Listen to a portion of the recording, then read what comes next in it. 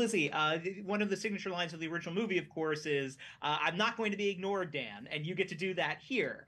I'm wondering, in terms of how does that line specifically for you speak to the difference between the series and the movie's portrayal of Alex? Haven't seen our show yet, full disclosure, but I have seen the movie, and I was there for the show. But in looking at that scene in the film, the way that Glenn Close delivers that line, like it's this line that's enshrined in the annals of like great cinematic moments, and I remembered it as this, just purely as a threat. Mm-hmm. But in rewatching it and knowing how much work Glenn Close put into her portrayal of Alex and how carefully considered each moment was in the film, I see it as something sadder than that.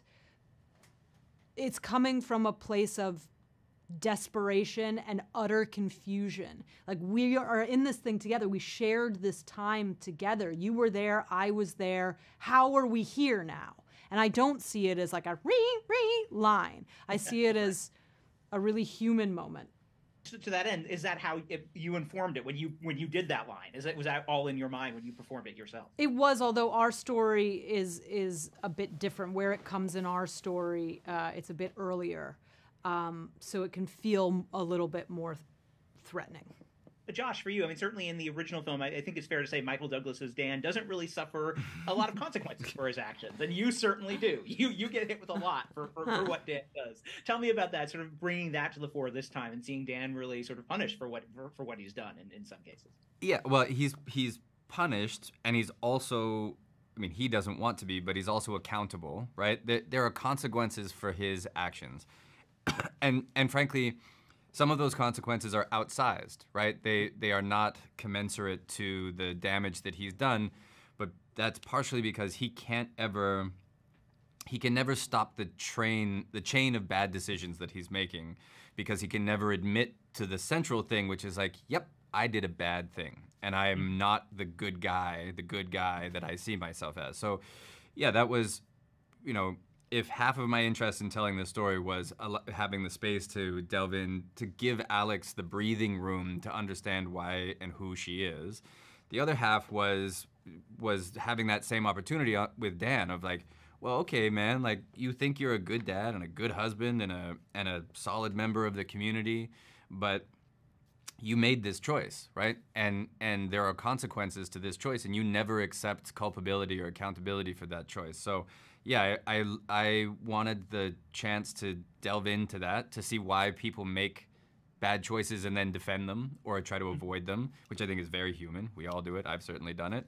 And then also have another section of the story is like, okay, so this is the nuclear winter version of that, right? Like, this is, you 15 years later, you blew the whole thing up, and now what do you do? Certainly one of the things that Dan gets called out on a lot in the series is for his privilege and where he is in society. I mean, is that something that certainly speaks to the now, sort of people being called on their privilege and not when they don't recognize it? I mean, yes, we that even the language of that wasn't available in 1987, and I think I don't think you have to stretch that far to see that we're like in a massive white man freak out moment right now. So yeah, I think this is a version of examining what happens when a white male who has grown up inside of a culture that has told them they're the center of the world is suddenly not exactly in the place that they feel like they should be. They're not given all of the things that they think that they deserve, and how do they react in that moment? And if you haven't ever examined your privilege, right, the moment when the world tells you you're not going to get what you want, it can be a little shocking. And so I think Dan is like, we meet him at the moment. That is a telling smile.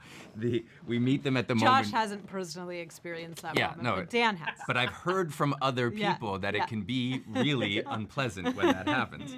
And so, yeah, we meet him at the moment of shock, right? Where he's like, well, I don't understand. Like, I've done everything I'm supposed to do. Now you give me what I want. Well, it's definitely there in your portrayal. So even if you haven't experienced it yet, it comes through.